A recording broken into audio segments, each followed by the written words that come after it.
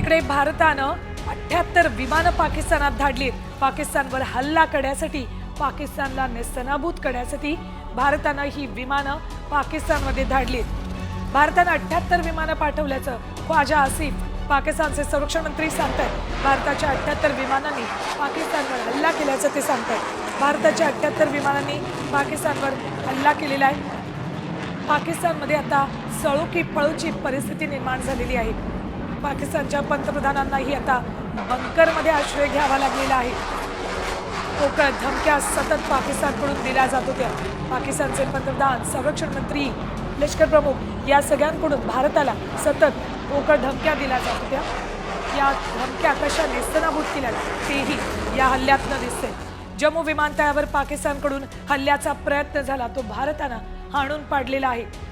पठाणकोट विमानतळावर सुद्धा पाकिस्तानकडून हल्ल्याचा प्रयत्न झालेला आहे, तोही भारतानं हाणून पाडलेला आहे। तर सत्वारी कॅम्पवर पाकिस्ताननं हल्ला केल्याची माहिती मिळते।